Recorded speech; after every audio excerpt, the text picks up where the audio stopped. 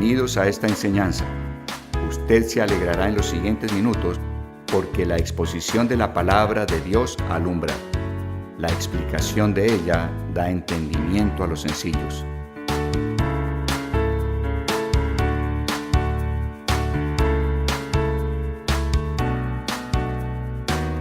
Quiero recordarles que el Señor, todo lo que hace, hizo y hará, siempre es lo mejor, lo bueno, lo muy bueno.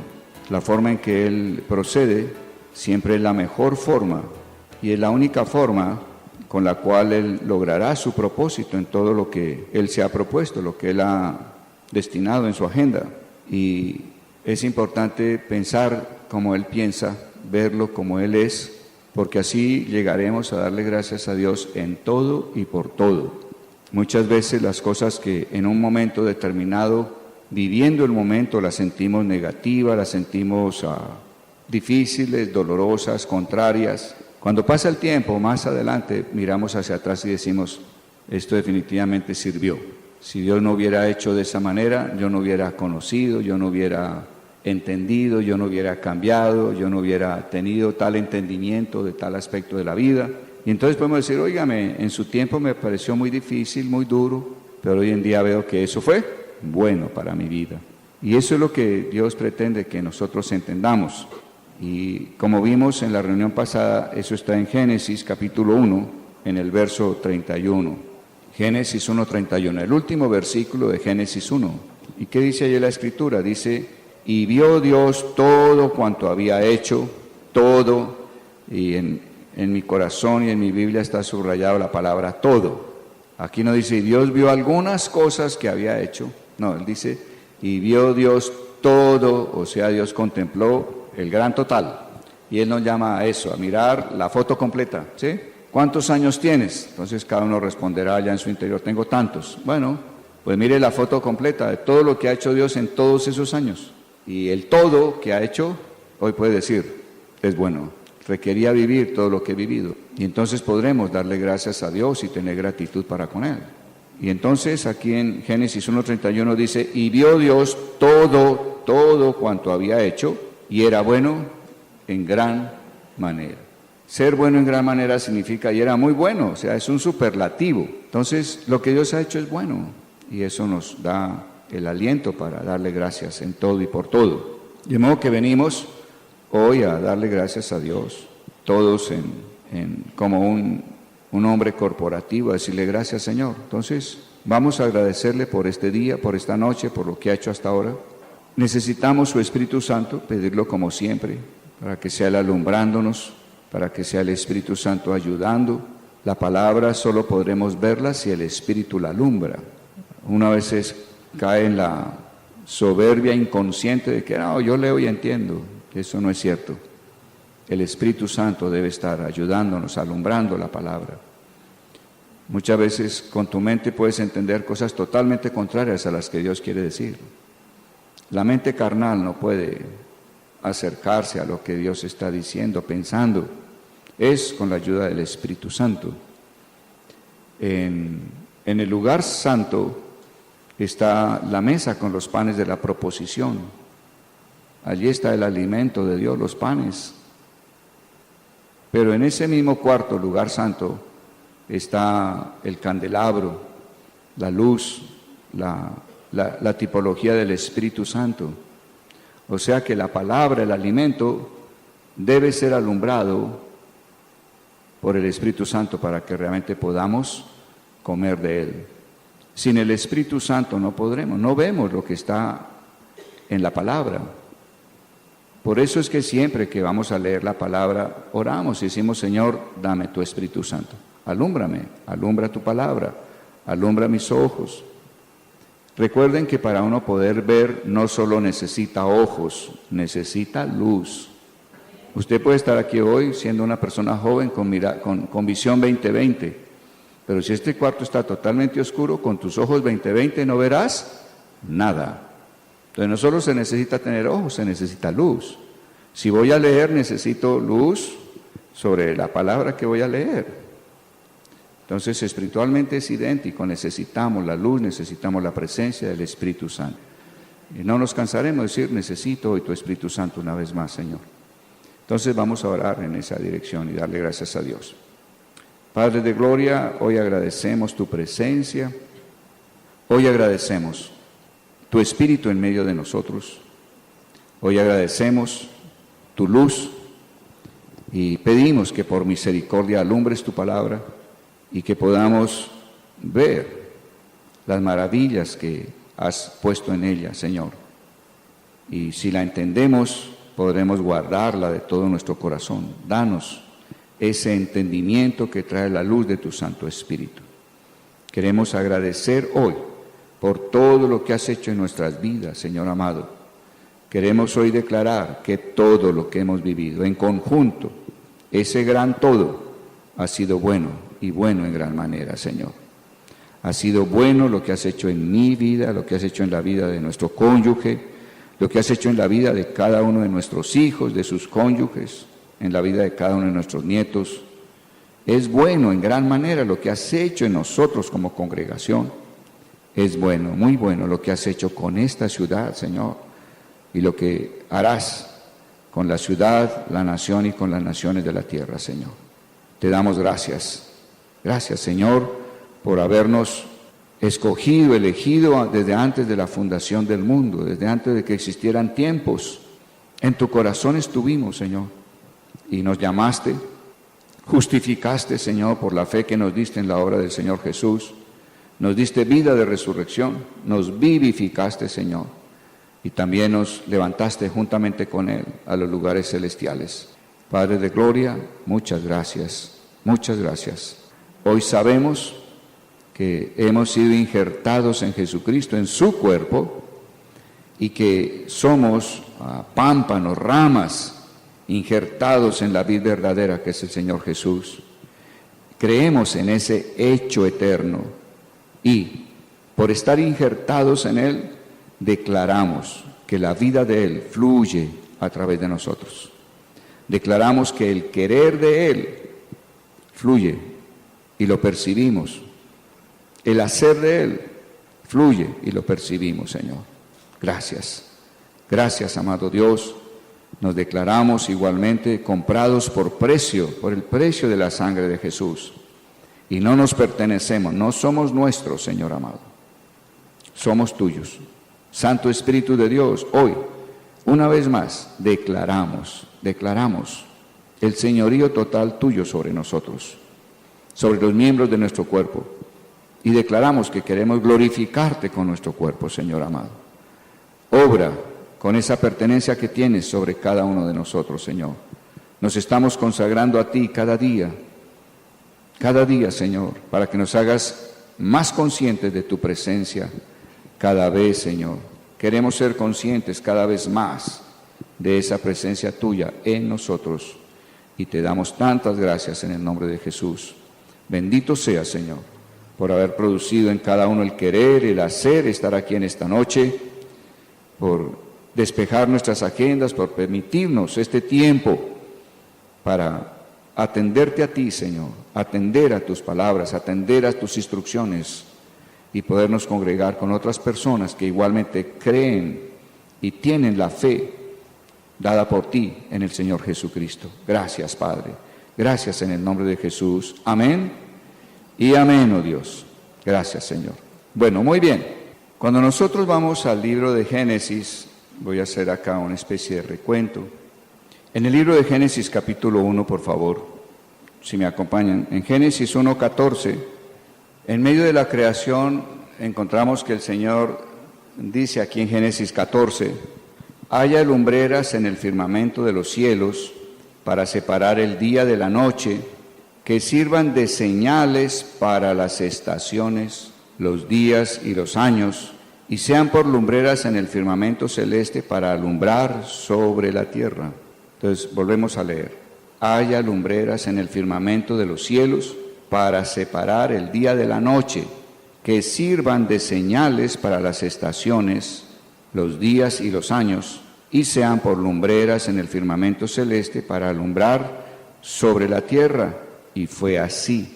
E hizo Dios las dos grandes lumbreras, la lumbrera mayor para que señoreara en el día, y la lumbrera menor para que señoreara en la noche. E hizo también las estrellas.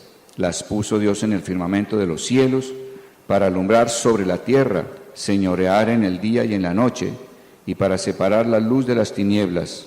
Y vio Dios que era bueno, y fue la tarde y la mañana del día cuarto. Recuerden primero que la creación muestra en esos 6 días, y cada vez que termina Dios de hacer algo en esos días, la palabra nos dice que fue la tarde y la mañana, fue la tarde y la mañana. Y uno dice, ¿por qué no dijo fue la mañana y la tarde? Porque nosotros en nuestro cotidiano vivir estamos acostumbrados a que el día comienza es con la mañana, ¿cierto?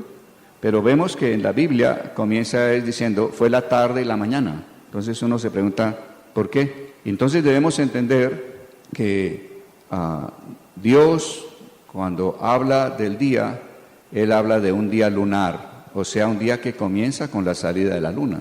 ¿Y a qué hora sale la luna? En la tarde, al final de la tarde, ¿no? Entonces por eso Él dice, y fue la tarde y la mañana, o sea, está hablando del siguiente día. Ahora, significa que Dios comienza siempre su agenda con el tiempo de oscuridad, y eso mismo sucedió en tu vida y en la mía. ¿Tu vida cómo empezó? Con un largo periodo de oscuridad, mientras conociste al Señor, ¿sí? Mi noche fue de 30 años. A los 30 años conocí al Señor. Ahora, ¿esa noche estaba fuera de la agenda de Dios? No. No. ¿Todas las tinieblas que tú viviste estuvieron fuera de la agenda de Dios? ¿Dios estaba distraído? Para nada. Todas tus tinieblas fueron tu noche. Pero algún día el Señor alumbró, ¿cierto? Y dijiste, Señor, ven a mi corazón, te recibo como el Señor de mi vida. Y Él envió su Espíritu Santo, se unió a tu espíritu y te volviste un solo espíritu con Él. Y ese día comenzó la luz. O sea, ese día fue tu mañana. De modo que me preguntan, Gonza, ¿cuánto duró tu noche? 30 años. ¿Y cuándo te alumbró el día? 24 de octubre del año 79. Entonces, ¿dónde comenzó tu vida? ¿Con la luz o con la noche? Comenzó con la oscuridad. No sabías nada de Dios. Eras enemigo de Dios. Hacías todo lo que no agradaba a Dios. Entonces, Dios tiene su agenda siempre comenzando con la noche. Entonces, eso es interesante, porque muchas veces uno lee así desapercibido y se pierde de cosas hermosas como esa. Tu agenda en Dios comenzó con la noche. ¿Viviste una noche? Algunos conocieron al Señor a los 15 años. Bueno, tu noche fue de 15 años sin conocer al Señor, pero algún día te amaneció, ¿no? Yo tuve una noche de 30 años. Otros tendrán una noche de 70. Algo otro su noche será 79 años y a lo mejor en esos 15 minutos antes de morir se aceptaron al Señor, ¿no? Les amaneció para irse, pero Dios tenía su agenda. Entonces, vemos que Dios creó lumbreras y hay que revisar bien el propósito para el cual las creó. Entonces, volvamos a Génesis 1:14. Haya lumbreras en el firmamento de los cielos para separar el día de la noche. Bueno, eso creo que lo entendemos, es fácil. Que sirvan de señales para las estaciones.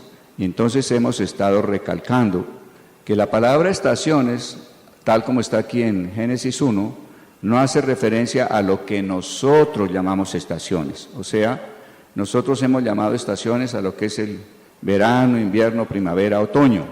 Pero la palabra estaciones que está aquí en hebreo es una palabra que está indicando fechas, que está indicando que lo que Dios llama estaciones la llama celebraciones.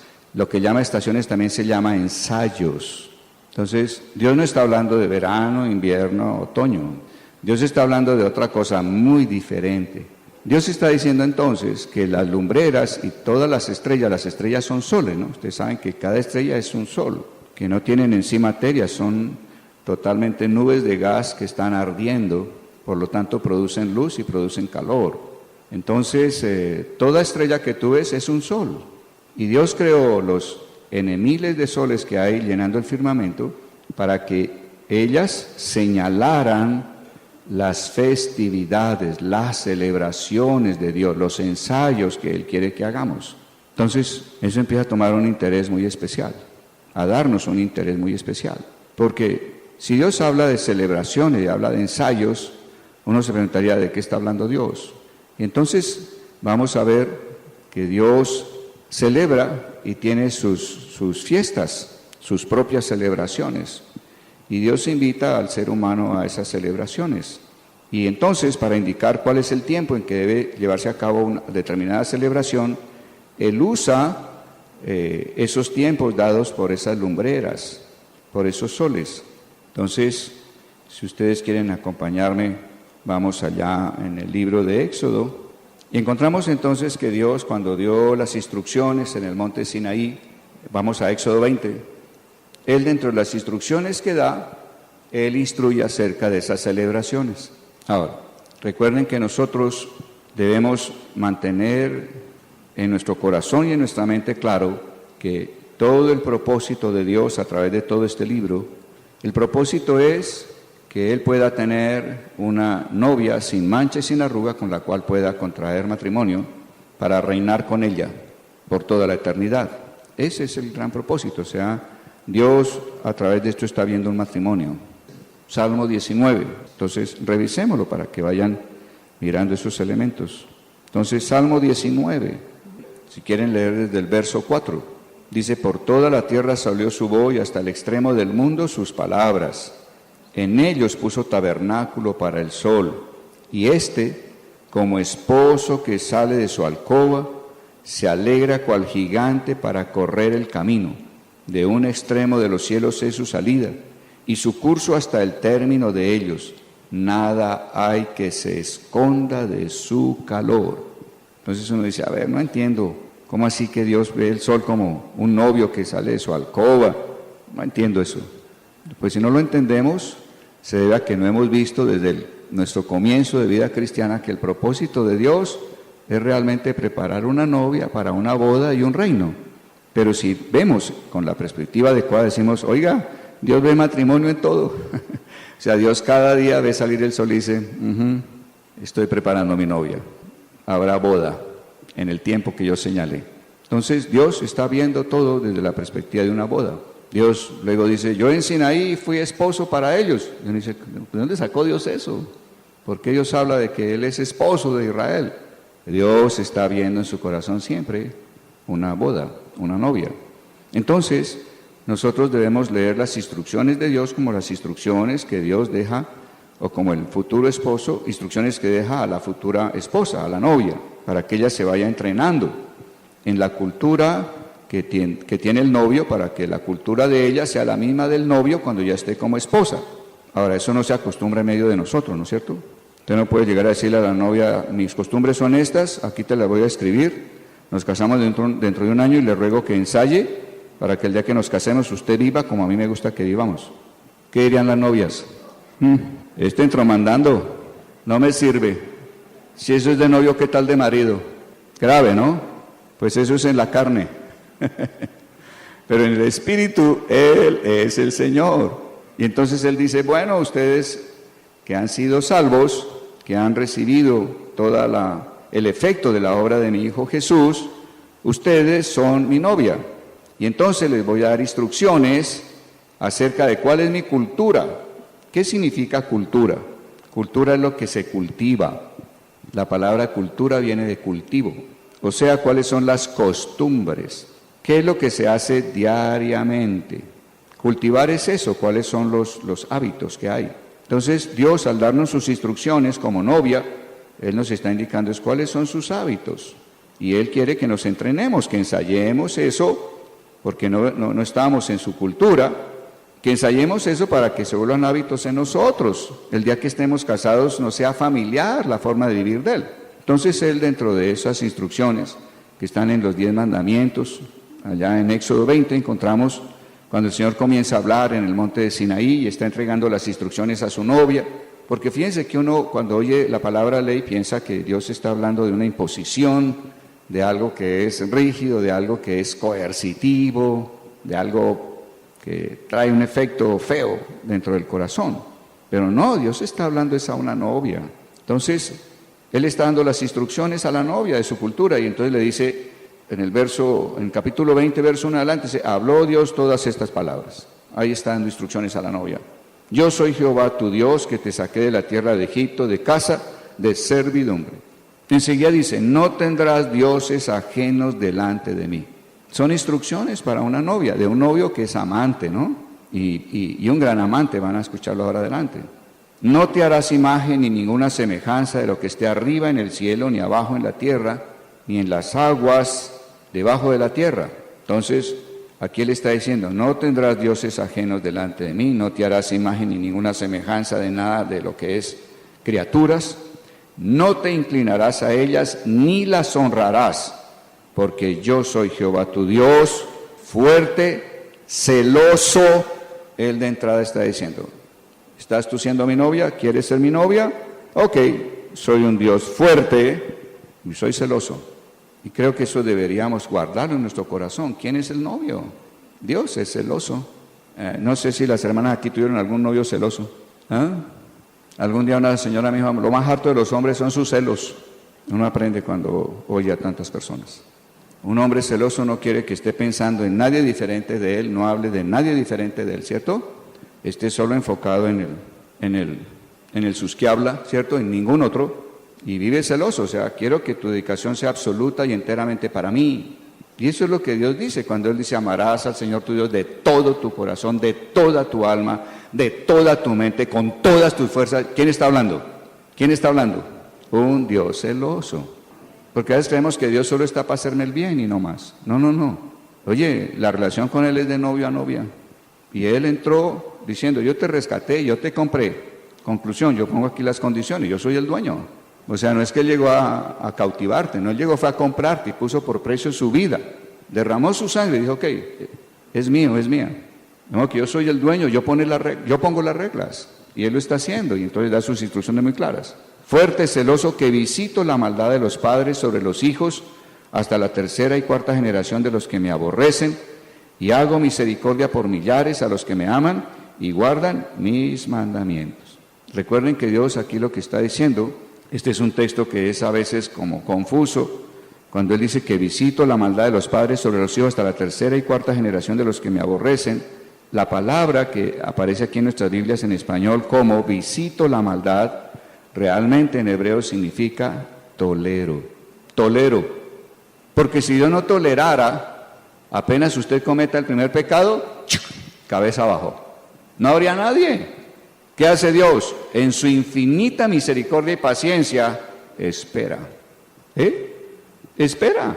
Y entonces, espera hasta 4 generaciones, esperando que haya cambio, esperando que haya arrepentimiento, esperando que volvamos hacia Él para que Él pueda salvar. Porque a veces hemos visto a Dios como si fuera un Dios absolutamente cruel.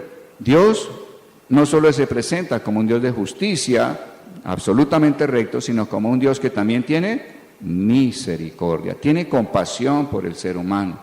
¿Y por qué tiene compasión por el ser humano cuando hace cosas torcidas? Porque Dios sabe que el ser humano heredó esa naturaleza que lo lleva a hacer lo malo.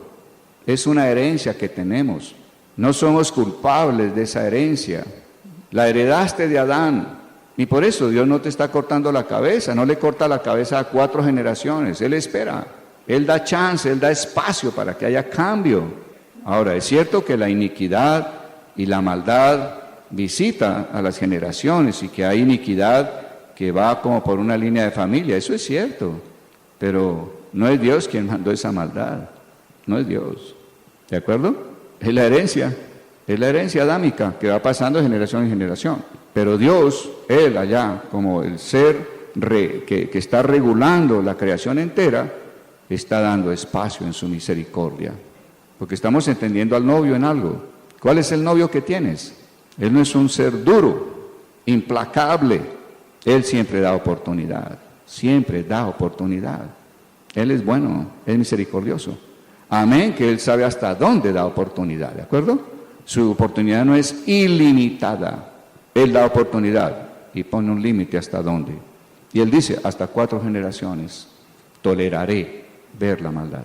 Bueno, no tomarás el nombre de Jehová tu Dios en vano. Tomar el nombre, pues Él está hablando a una novia. Si no fuera una relación de noviazgo, ¿por qué Él dice no tomar el nombre? Es como yo dijera, Charo, tú eres de aquí en adelante Charo Valderrama o Charo de Valderrama y no tomarás mi apellido, mi nombre en vano. Si tú vas a llamarte Valderrama, tendrás que tener el carácter Valderrama, tendrás que tener las instrucciones, la norma, los comportamientos éticos y morales de un Valderrama. Entonces Dios está diciendo, vas a tomar mi nombre, vas a ser mi esposa. No tomarás mi nombre en vano. ¿Ok? Tendrás una naturaleza, un carácter como el mío. Esto es importante. ¿Está hablando quién? El novio. Porque nunca lo había visto así.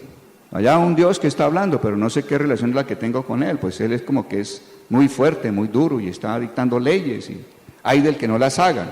Él está hablando a una novia. No tomarás el nombre de Jehová tu Dios en vano, porque no dará por inocente Jehová al que tome su nombre en vano. No lo dará por inocente. No puede ir por cualquier lado, ay, soy cristiano. Ah, sí, sí, gloria al Señor, en el nombre de Jesús. ¿Y lo estás haciendo de verdad, en serio, o estás tomando en vano el nombre del Señor? Porque Él no te tendrá por inocente si tú andas ahí a la ligera diciendo simplemente en el nombre del Señor. Acuérdate, viene entonces aquí la gran manera de celebrar de Dios. Acuérdate del sábado para santificarlo. Entonces Dios tiene sábados. No solo es el fin de semana, sino que tiene 7 grandes celebraciones que Él llama sábados. Entonces ahí es donde estamos y hemos llegado aquí debido a lo que nos dice Génesis 1:14, que las lumbreras fueron creadas y puestas en los cielos para que señalaran las celebraciones, las festividades de Dios. Y esas celebraciones o festividades que Dios llama sábados, que no son solo el sábado de fin de semana, de cada semana, sino 7 grandes celebraciones que Él también llama sábados, debemos celebrarlas y debemos ensayar celebrarlas porque es parte de la cultura del novio. Bueno, muy bien, entonces Dios ha establecido esas celebraciones. Vimos que Dios estableció 4 grandes celebraciones en el primer semestre del año. Entonces Él pide que celebremos con Él porque son celebraciones de Él. Él celebra, Él tiene sus celebraciones. Y Él, a nosotros como novia nos dice, quiero que vengas, me acompañes, que te unas conmigo a celebrar. Entonces Él hace 7 grandes convocaciones en el año.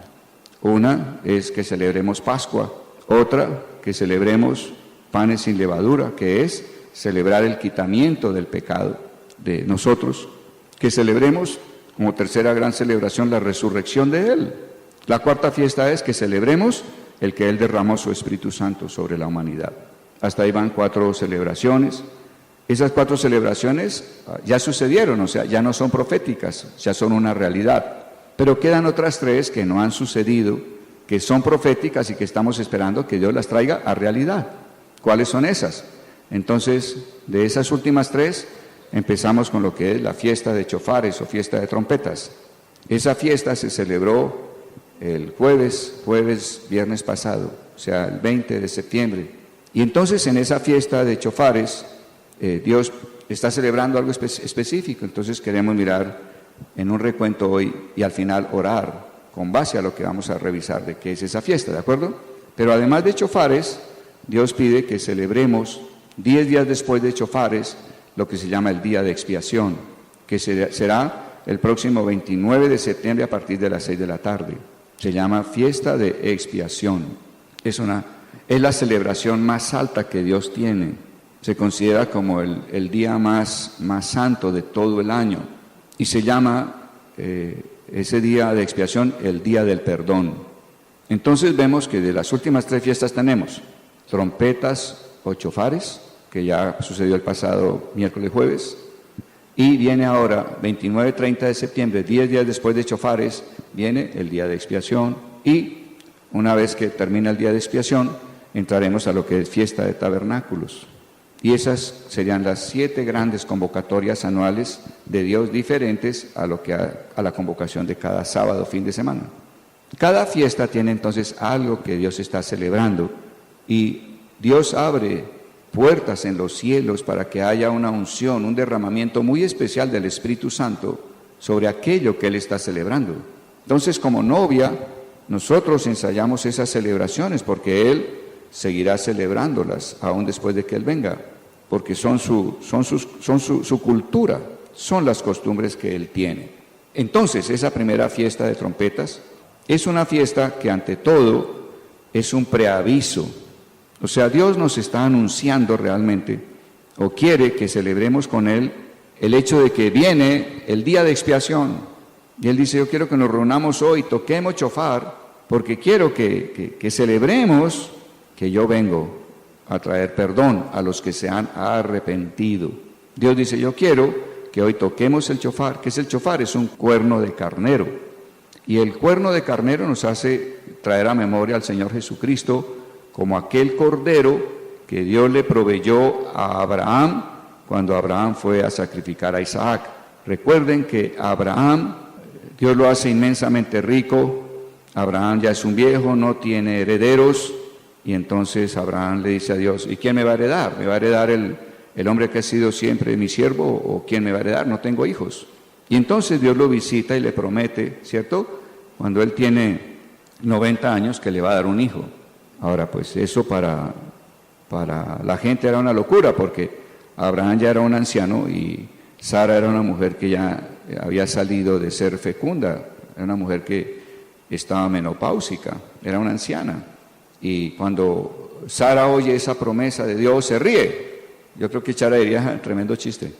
Y una vieja como yo, que va para los 100, va a tener hijos. Vaya bonito el chiste de estos señores ángeles. Se rió. Y entonces los ángeles le dijeron, como te has reído, ponle al muchacho risa. Eso significa Isaac, risa. Y entonces viene el tiempo en que Sara realmente queda embarazada y da a luz a Isaac. Y entonces Isaac crece y Dios cualquier día, para mostrarnos un tipo, una sombra de lo que Él haría más adelante con la humanidad entera, le dice a Abraham, quiero que tomes a tu hijo Isaac y me lo sacrifiques. Y entonces Abraham había recibido en medio de su comunión con Dios una revelación muy importante. Abraham sabía que Dios da vida a los muertos. Dentro de la revelación que Dios dio a Abraham durante su tiempo de comunión con Dios, una de las grandes revelaciones fue Dios da vida a los muertos. Y la segunda fue Dios llama a las cosas que no son como si fueran. O sea, Dios crea con su palabra. Fueron principios muy importantes en la vida de Abraham. Ahora, lo que Dios enseñó a Abraham es importante para nosotros porque Abraham se llama el padre de la fe. De modo que si tú y yo somos personas de fe, tenemos mucho que aprender del padre de la fe, que es Abraham, ¿sí? Entonces, si Abraham aprendió eso, nos interesa a nosotros también. O sea, debemos aceptar como Abraham que Dios da vida a los muertos y que Dios llama las cosas que no son como si fueran. Y Abraham aprendió eso porque recuerden que Dios le cambió el nombre a Abraham. ¿Sí? Abraham se llamaba Abram, simplemente, sin H intermedia. Y Abram significaba simplemente Padre excelso. Pero cuando Dios le hace la promesa a Isaac, le dijo, te voy a cambiar el nombre, te vas a llamar Abraham, padre de multitudes. ¿Y cuántos hijos tenía Abraham? 0. Apenas le acaban de hacer la promesa. Entonces, debía ser otro chiste oír en la casa de Abraham o allá en la carpa donde él vivía, que uno de vecino oyera a Sara diciéndole a Abraham, ¡hey, padre de multitudes, el almuerzo está servido! El vecino diría, esa vieja está loca, ese tipo no tiene ni siquiera un hijo y lo llama, y dice que padre de multitudes, boba. Así diríamos nosotros hoy, ¿no? Pero ellos habían aprendido que Dios llamaba las cosas que no son como si fueran. Entonces, a ver, usted no se considere loca cuando un hijo que anda por allá bien descarriado, usted diga, servirá al Señor y conocerá a Dios y se rendirá al Dios verdadero. ¿Y usted qué está haciendo? Llamando las cosas que no son como si fueran. ¿Y hasta cuándo las va a llamar así? Hasta que sean. Perseverarás. Entonces son lecciones de fe que recibimos de Abraham. Dios ha dicho que acá Dios traerá cientos y miles de personas y hasta ahora solo somos 80, 100 si acaso.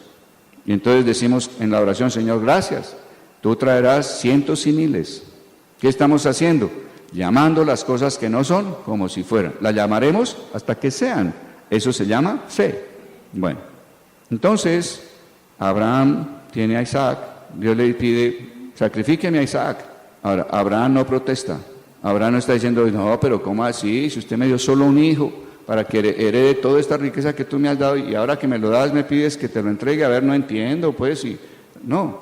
Abraham dijo, ajá, yo sé que él da vida a los muertos, no, que no hay problema, lo resucitará, lo levantará después de que yo le dé muerte. Yo creo que eres el Dios que da vida a los muertos. Era un hombre de fe, por eso se llama el padre de la fe.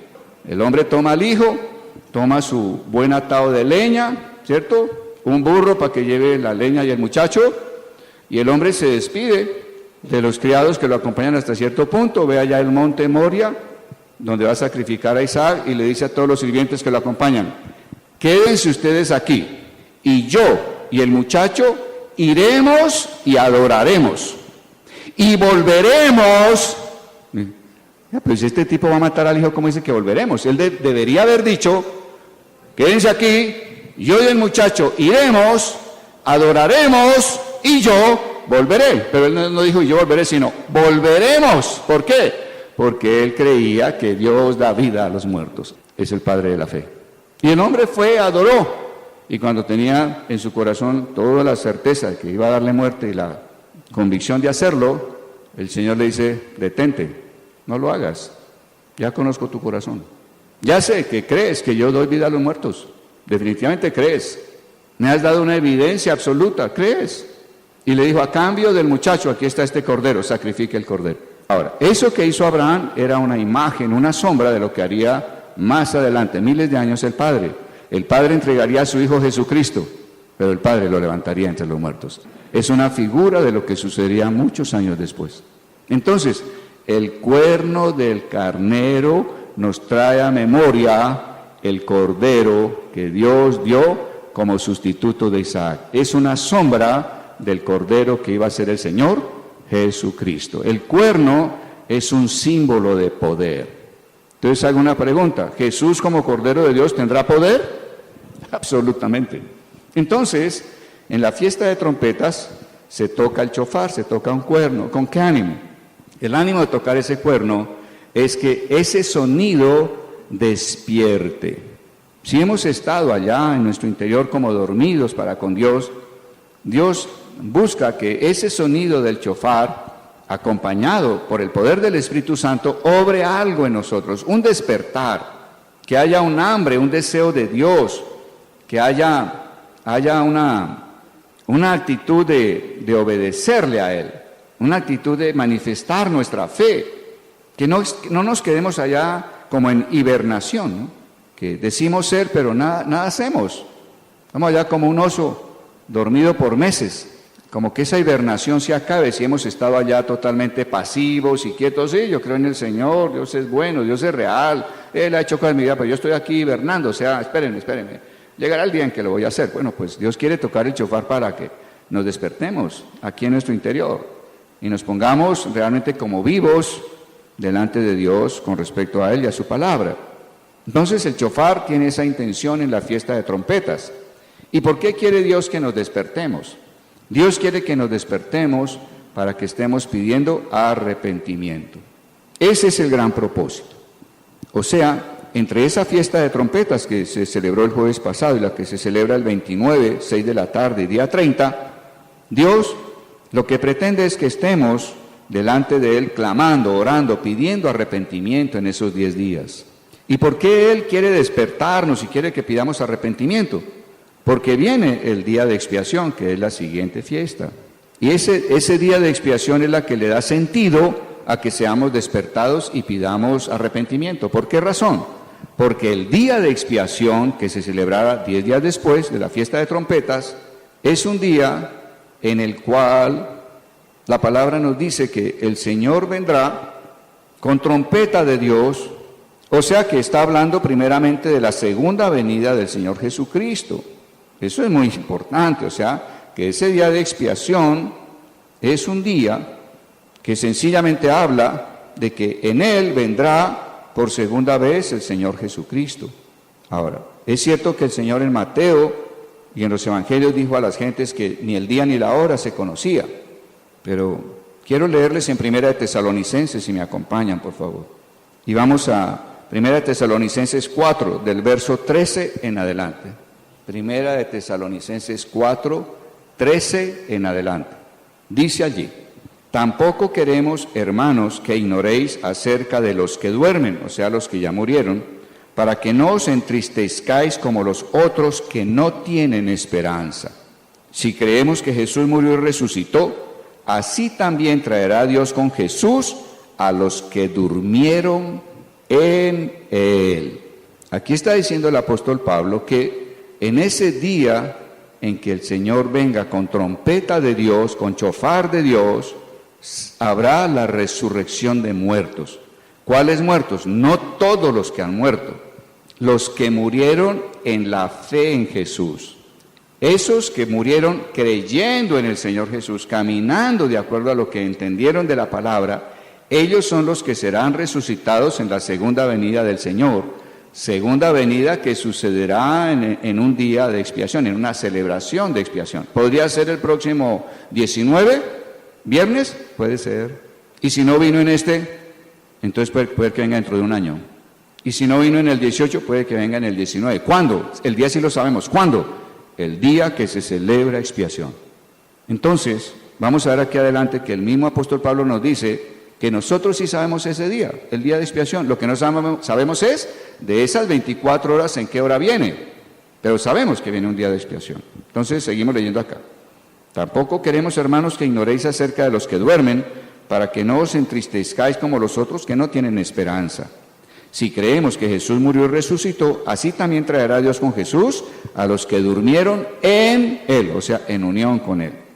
Por lo cual os decimos esto en palabra del Señor, que nosotros que vivimos, que habremos quedado hasta la venida del Señor, o sea, quedado vivos aquí sobre la tierra, no precederemos a los que durmieron, o sea, no vamos a tener resurrección antes que los que murieron teniendo fe en el Señor Jesús.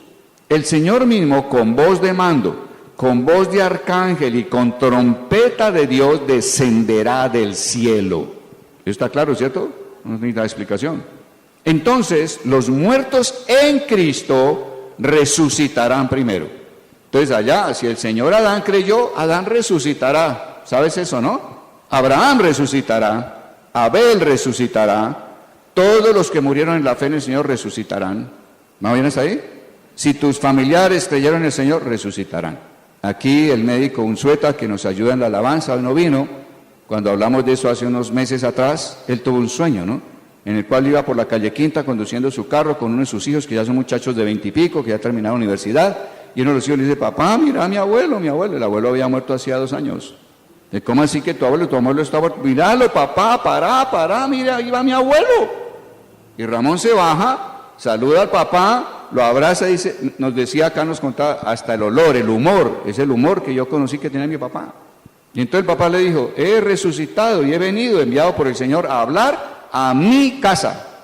Y entonces Ramón se ve con su mamá y sus hermanos y el papá enseñando la palabra de Dios, cosa que nunca hizo en la tierra, porque conoció al Señor solo unos pocos meses antes de morirse. Entonces, a ver, ¿qué pasaría que en esta congregación, hermanos que han muerto en el Señor, entraran cualquier día, después de ese día de expiación en que el Señor tocó su trompeta, y entren a enseñar? ¿Qué harías? ¿Ah? ¿Qué harías? Pues este viene del cielo, este sí que debe saber bien las cosas, por favor enséñeme, ¿o no? ¿O sales corriendo? Hay otra alternativa, ¿no? Muerto del pánico. Yo en mi memoria tengo siquiera 5 personas que han muerto, que fueron de la congregación. Blanquita de Castro, Roberto Gómez, Estela Muñoz, dame nombre, Charo, algo otro. ¿Quién? Laila Haddad. En fin, son personas que podrían en cualquier día estar acá, después de un día de expiación en que Dios haya tocado el chofar. Bueno, dice acá en el verso 17, luego nosotros, los que vivimos, los que hayamos quedado, seremos arrebatados juntamente con ellos en las nubes para recibir al Señor en el aire, y así estaremos siempre con el Señor. O sea, la transformación de nuestro cuerpo mortal en un cuerpo celestial, un cuerpo terreno en un cuerpo del cielo, un cuerpo corruptible por uno incorruptible. En un abrir y cerrar de ojos seremos transformados. A eso se llama ser arrebatados. Arrebatamiento es una palabra que en hebreo significa tomar como a una mujer por la fuerza. Tú le dijiste al Señor: tú eres mi dueño, eres mi Señor, pero yo no voy a pedirte permiso para cambiar tu cuerpo, ¿o sí? No lo hará. Él es el dueño de ese cuerpo y entonces lo va a transformar cuando Él quiera transformarlo. Entonces, si me acompañan a 1 Corintios, creo, para que miremos algo de esa resurrección de muertos. Porque esto hay que saberlo para entender en qué consiste el día de expiación. Porque el día de expiación se celebra no solo que el Señor viene por segunda vez, sino se celebra la resurrección de muertos. Ahora, hay una resurrección buena y hay una resurrección mala. La resurrección buena es esa primera resurrección, o sea, la resurrección de los que murieron en Cristo y que resucitan a la segunda venida del Señor. Luego hay una segunda resurrección que será después del milenio, 1000 años después de la venida del Señor, habrá una segunda resurrección, que es de aquellos que murieron sin haber aceptado al Señor. Y será una resurrección mala, ¿por qué? Porque en ellos su cuerpo resucitado será un cuerpo del cual nunca faltará ni la llaga ni el gusano. Eso también dice la palabra. O sea, no podemos mirar de la palabra solo lo bueno y lo que me conviene. Entonces, o todos resucitaremos, todos tendremos resurrección. Lo único es que hay una resurrección buena y hay una resurrección mala. Y nosotros tenemos ahora oportunidad de escoger qué resurrección es la que vamos a tener. Si tú aceptas el señorío, la obra de Cristo por ti, pues tú tendrás la buena resurrección y caminas con Él como Él dice, ¿cierto? Si te preparas como novia, si tienes esa intención, pero si no, tu resurrección será una resurrección mala, tener un cuerpo eterno del cual nunca cesarán ni la llaga ni el gusano. Entonces, vamos por favor a 1 Corintios 15 para mirar algo de resurrección de muertos. 1 Corintios capítulo 15. Dice, además os declaro, hermanos, el evangelio que os he predicado, el cual también recibisteis, en el cual también perseveráis, por el cual asimismo, si retenéis la palabra que os he predicado, sois salvos, si no creísteis en vano. 1 Corintios capítulo 15. Verso 3 dice, primeramente os he enseñado lo que asimismo recibí, que Cristo murió por nuestros pecados conforme a las Escrituras, que fue sepultado y resucitó al tercer día conforme a las Escrituras, y que apareció a Cefas y después a los 12. Después apareció a más de 500 hermanos a la vez, de los cuales muchos viven aún y otros ya han muerto. Después apareció a Jacobo y después a todos los apóstoles. Por último, como a un abortivo se me apareció a mí. Yo soy el más pequeño de los apóstoles y no soy digno de ser llamado apóstol porque perseguía a la iglesia de Dios. Está hablando Pablo el apóstol. Pero por la gracia de Dios soy lo que soy. Y su gracia no ha sido en vano para conmigo. Antes he trabajado más que todos ellos, aunque no yo, sino la gracia de Dios que está conmigo. Sea yo o sean ellos, así predicamos y así habéis creído. Pero si se predica que Cristo resucitó de los muertos, verso 12, ¿cómo dicen algunos entre vosotros que no hay resurrección de muertos? Algunos, aún en esa época decían, no, ¿cuál resurrección de muertos? Eso es historia, eso parece Guerra de las Galaxias, eso es un cuento. No, es una realidad absoluta. Todos experimentaremos resurrección. Unos buena y otros mala, pero todo ser humano, desde el primero que existió hasta el último que exista, tendrá resurrección de muertos. Experimentará esa resurrección. Y Dios te da la oportunidad de escoger. Muy bien. Vamos al verso 20 si ustedes quieren. Pero ahora Cristo ha resucitado de los muertos, primicias de los que murieron es hecho. Pues por cuanto la muerte entró por un hombre, también por un hombre la resurrección de los muertos. La muerte entró por Adán y la resurrección entró por el segundo hombre, Jesucristo, ¿cierto? Entró la resurrección al género humano. Así como en Adán todos mueren, también en Cristo todos serán vivificados. También, ¿dónde voy? Pero cada uno en su debido orden. Hay un orden, y aquí es lo que él dice. Cristo, las primicias, ya resucitó, ¿cierto? Vamos chequeando quiénes han resucitado. Cristo ya resucitó. Luego los que son de Cristo en su venida. ¿Cuándo es su venida? Un día que se esté celebrando expiación. Entonces, a ti te pueden decir, ¿y cuándo es el día de resurrección? Y podemos decir como cristianos, en un día de expiación. Entonces sí sabemos cuándo es. ¿De qué año? No lo sabemos. Pero sabemos que será un día que se esté celebrando expiación. O sea, no es que estemos totalmente perdidos. Los que están perdidos son los que no conocen estas escrituras. Ellos dicen, pues no sé ni el día ni la hora, entonces ¿cómo hago para vivir bien o mal? No sé. ¿Cuándo va a ser eso? No tengo ni idea. Viven a oscuras, pero nosotros no estamos en tinieblas, vivimos en la luz y sabemos que Él vendrá en un día de expiación. Y el día que Él viene, habrá resurrección de muertos, ¿cierto? Primero los que murieron con fe en Jesús y luego los que estemos vivos seremos transformados en un abrir y cerrar de ojos y seremos levantados con los que levanta el de las tumbas para encontrarnos con el Señor en el aire. Como novia que es levantada para encontrarse con el novio. Y luego el novio desciende con nosotros para gobernar con él por 1000 años. Ese es el cuadro que a veces perdemos, no nos dan el todo completo. Pero cada uno en su debido orden. Cristo las primicias, luego los que son de Cristo en su venida. Luego el fin, cuando entregue el reino al Dios y Padre, cuando haya suprimido todo dominio, toda autoridad y todo poder. O sea, al terminar los 1000 años. Vendrá la segunda resurrección, la resurrección de todos aquellos que murieron sin la fe en Jesucristo. A esa primera resurrección de los que murieron creyendo en Él se llama la primera resurrección y la otra se llama la postrer resurrección. Dice acá, vamos aquí al verso 29, dice, de otro modo, ¿qué harán los que se bautizan por los muertos si de ninguna manera los muertos resucitan? Hay gente que se bautiza en muertos, se bautizan en el nombre de la mamá, de un abuelo, de un bisabuelo, y Pablo está diciendo, oye, ¿por qué se bautizan en el nombre de alguien que no resucita? ¿Para qué se unen a alguien que no resucita? ¿Por qué, pues, se bautizan por los muertos? Dice, ¿y por qué nosotros nos exponemos a peligros, a todo lo que nosotros estamos diciendo? Yo me bauticé en alguien que resucitó, entonces para la gente eso era locura. Os aseguro, hermanos, por la gloria que de vosotros tengo en nuestro Señor Jesucristo, que cada día muero. ¿Y por qué muere? Que yo resucito cuando muero. Si como hombre batallé en Éfeso contra fieras, ¿de qué me sirve si los muertos no resucitan? Miren lo que está diciendo Pablo. La gente que dice que los muertos no resucitan, podrán vivir de una manera inmoral, o sea, comamos y bebamos porque mañana moriremos.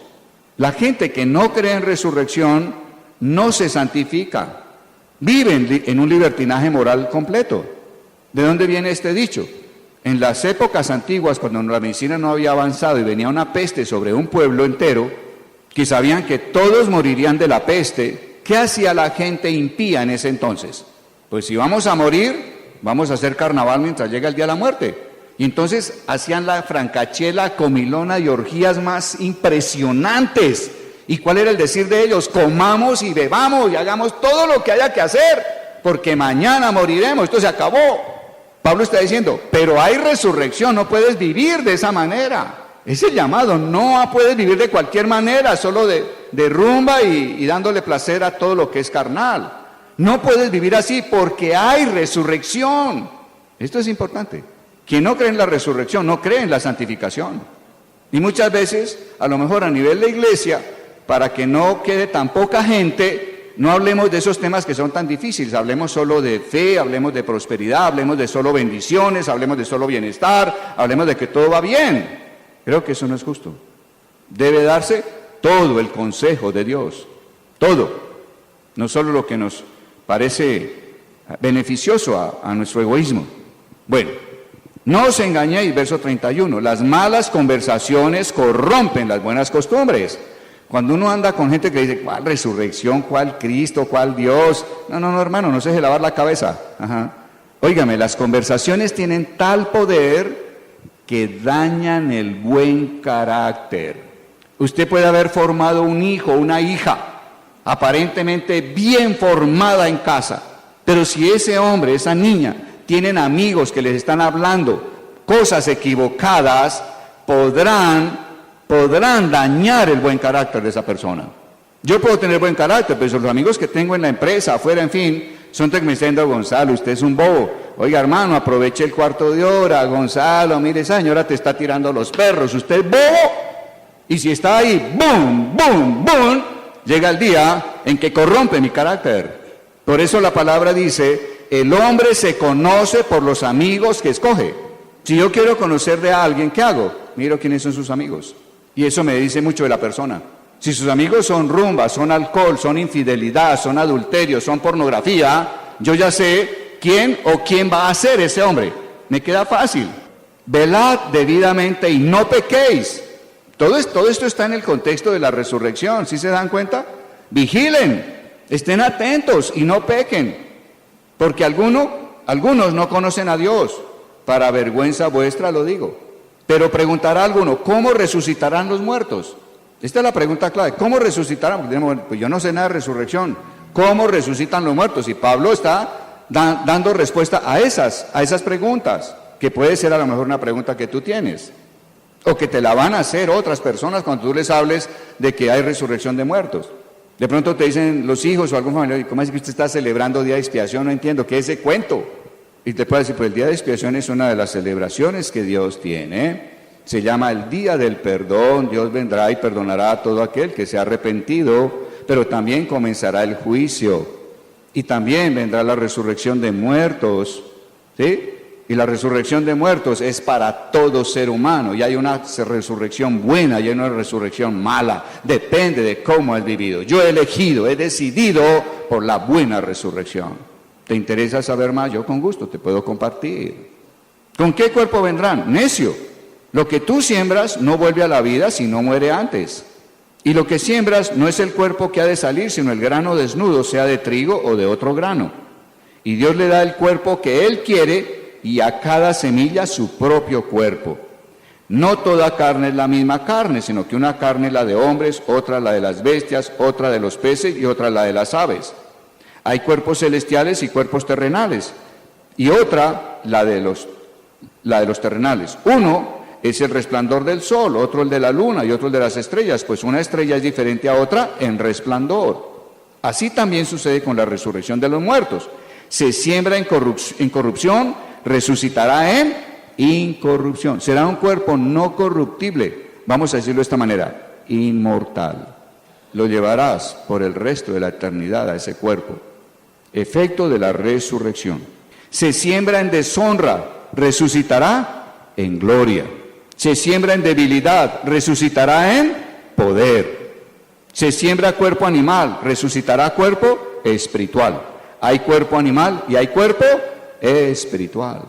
Esto es, para mí es impactante. Así también está escrito, fue hecho el primer hombre Adán, alma viviente, el postrer Adán, espíritu que da vida, pero lo espiritual no es primero, sino lo animal, luego lo espiritual. Dios tiene un orden, siempre viene todo lo que es corruptible, material, carne, para luego dar paso ¿a qué? A lo que es del espíritu.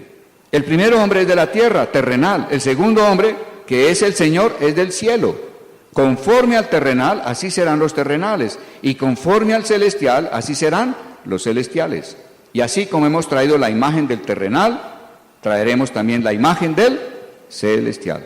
Pero esto os digo, hermanos, que la carne y la sangre no pueden heredar el reino de Dios, ni la corrupción hereda la incorrupción. Os digo un misterio, no todos moriremos, pero todos seremos transformados en un momento.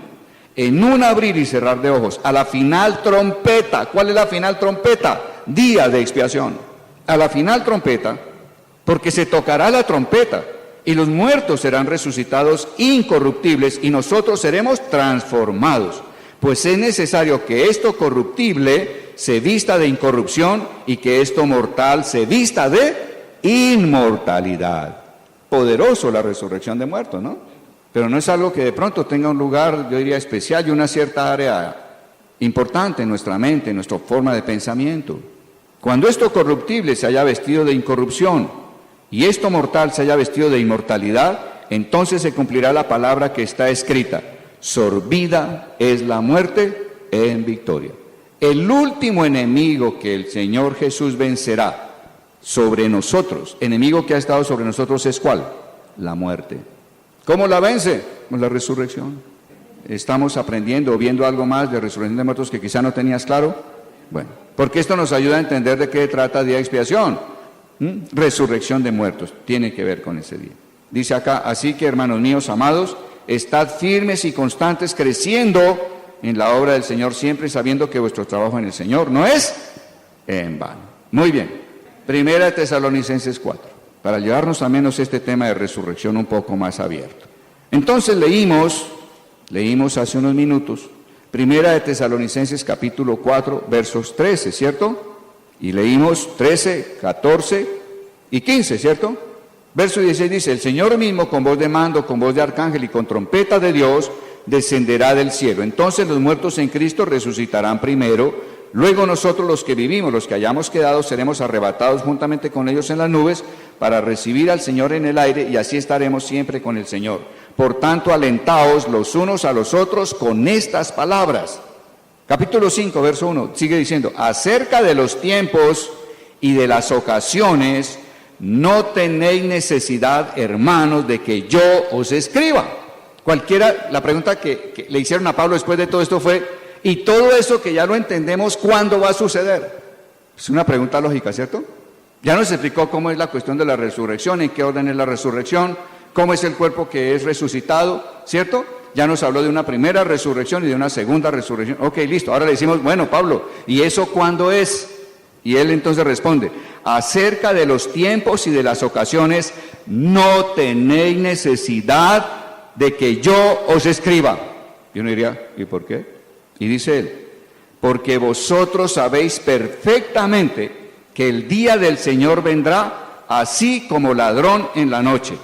Y ahí está, diríamos, no entiendo, usted no me está dando respuesta. Jesús dijo, ese día vendrá como ladrón en la noche, sorpresivamente.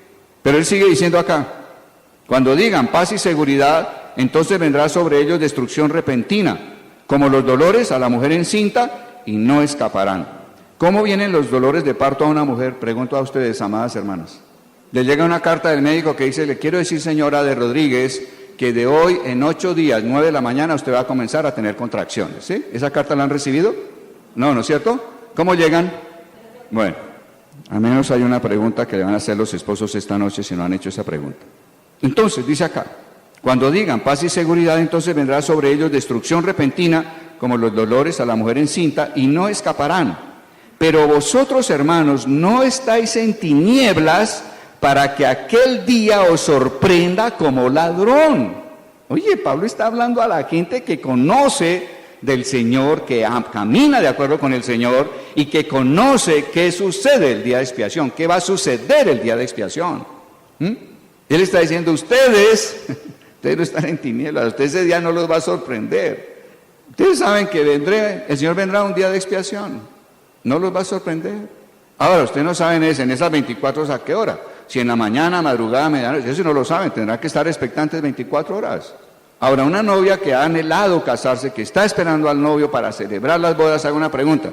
Si yo sé que el novio, si me avisa, óigame, yo voy a ir y llegaré un día de expiación.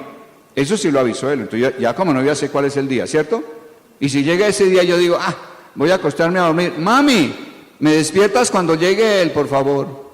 Está mostrando mucho deseo de matrimonio, ¿cierto? Nada.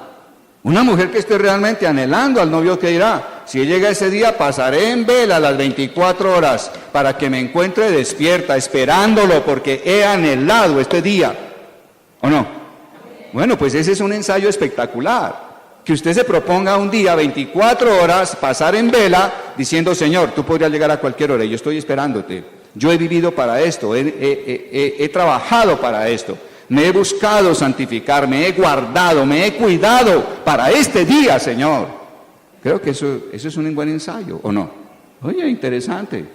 Entonces vuelvo a repetir. Pero vosotros, hermanos, no estáis en tinieblas. No estáis en tinieblas, para que aquel día os sorprenda como ladrón. Porque todos vosotros sois hijos de luz e hijos del día. No somos de la noche ni de las tinieblas.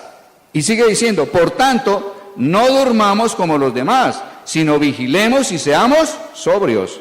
Pues los que duermen de noche duermen, y los que se embriagan de noche se embriagan.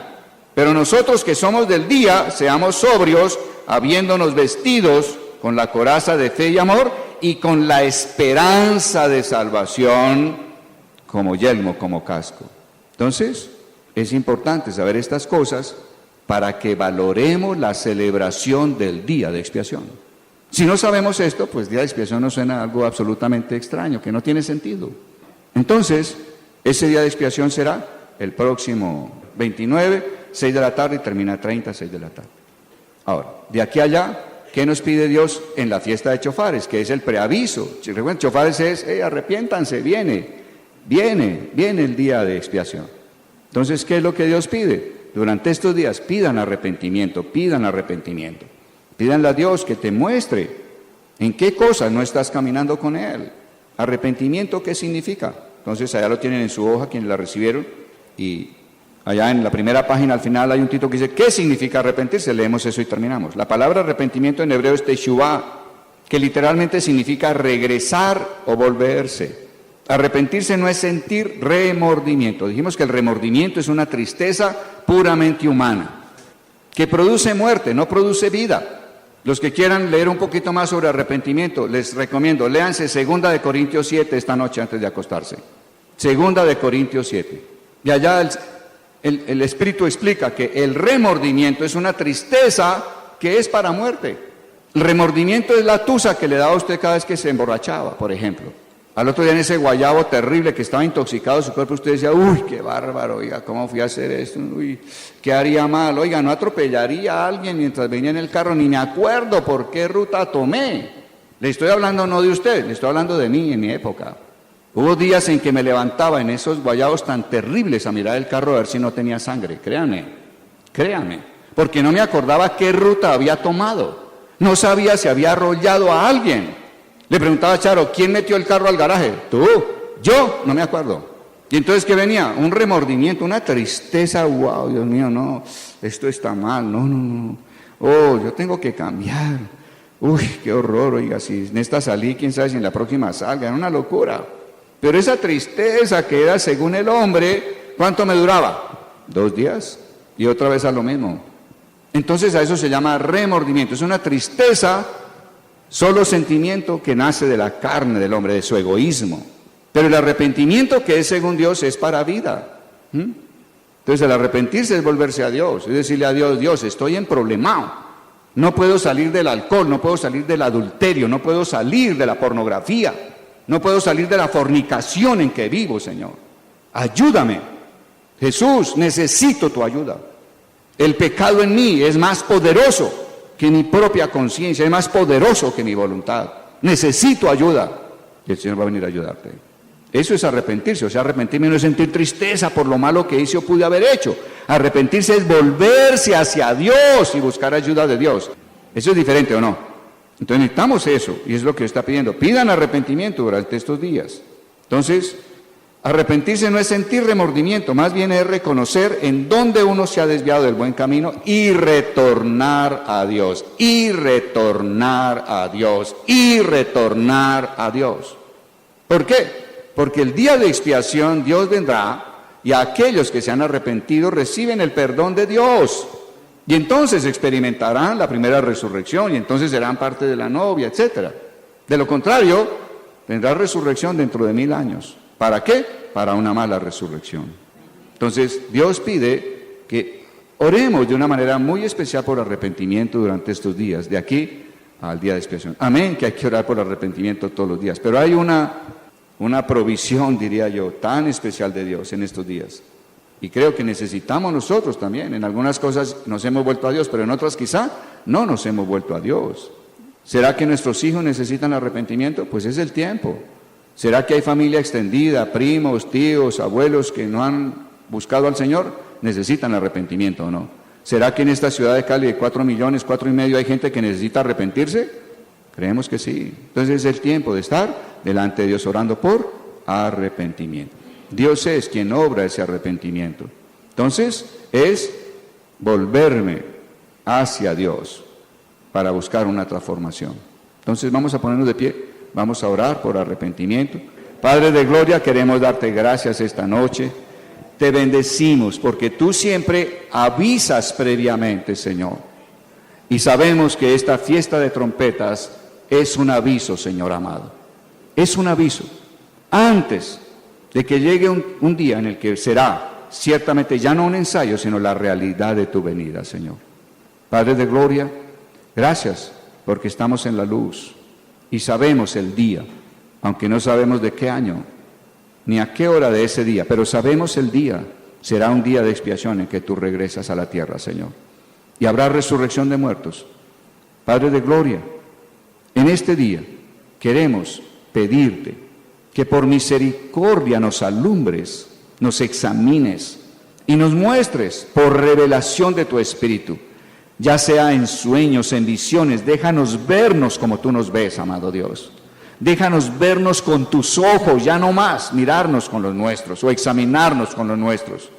Queremos que tú nos examines con tus ojos y nos dejes vernos como tú nos ves, para que sepamos en qué áreas no hemos vuelto a ti, en qué áreas no hemos vuelto a tus caminos, amado Dios. Te lo pedimos de todo corazón. Estamos pidiéndote que tu misericordia se extienda de una manera tan especial en estos días sobre los nuestros, sobre el cónyuge, sobre cada uno de los hijos e hijas, sobre cada nieto, nieta, Señor amado, sobre cada miembro de la familia extendida en la cual nos hiciste nacer, oh Dios. Padre nuestro, te pedimos que seas tú, Señor amado, trayendo arrepentimiento a todo mortal en esta ciudad en donde nos has permitido vivir. Que traigas arrepentimiento, Señor, sobre todo mortal en la nación y sobre las naciones de la faz de la tierra, Padre nuestro. Sabemos, oh Dios, que el arrepentimiento, Señor, el arrepentimiento provocará hacia nosotros el perdón de pecados, oh Dios, porque al volvernos a ti nos revelarás a Jesucristo, nos revelarás el poder de su sangre para el perdón de pecados. Padre de gloria, gracias, gracias, gracias, oh Dios. Pone nuestro espíritu, en nuestro corazón, en esta semana, estar orando por arrepentimiento cada día, Señor. Que cada momento en que nos acordemos de ti, en que nuevamente nuestro corazón es consciente de esa presencia tuya en medio del quehacer diario, en ese momento de conciencia de que tú vives dentro de nosotros, elevemos una súplica de arrepentimiento, Señor. Danos arrepentimiento, bendito Dios. Y queremos pedirte que nos despiertes, despiértanos, oh Dios, despierta nuestro ser interior, para que veamos la necesidad de arrepentimiento, Señor. Y si proclamamos que estamos necesitados de arrepentimiento, nos darás la gracia. Jesús hará en nosotros que haya verdadero arrepentimiento. Gracias, gracias, Padre nuestro. Gracias, Señor. Gracias porque tú has ordenado que en estos días se toque el chofar para que nos despierte. Con el toque de alarma que tú diste dentro de los 4 grandes toques que usas en el chofar. Danos hoy que tu Espíritu acompañe ese toque de chofar y obre algo en nuestro interior. Aunque no lo sintamos, aunque no percibamos aparentemente nada, suceda algo dentro de nosotros, Padre de gloria. Gracias, Señor, despiértanos. Dile al Señor, despiértame. Despiértame, Señor.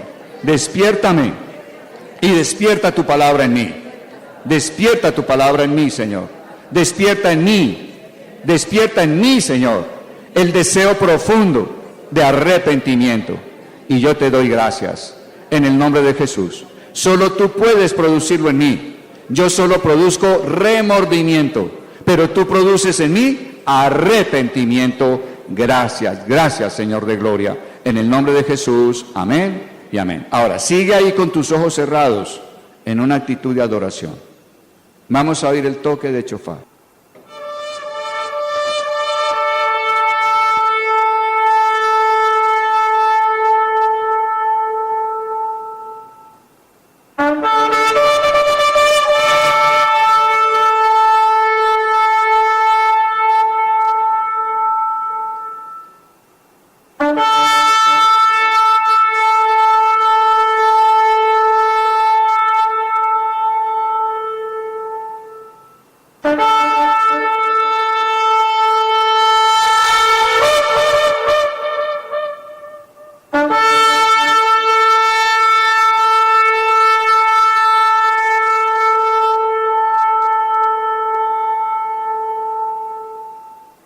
Gracias, Padre. Gracias, Señor. Obra ese despertamiento, Señor, en nosotros. Te lo pedimos y te lo agradecemos. Óbralo en cada ser humano, en cada mortal, Señor. Y te damos gracias, gracias. Que antes de que venga tu ira, que será lo que seguirá después del día de expiación, tu juicio a todas las naciones y gentes que han vivido en corrupción y no quisieron atender al mensaje de amor tuyo en Cristo, solo vendrá juicio, Señor.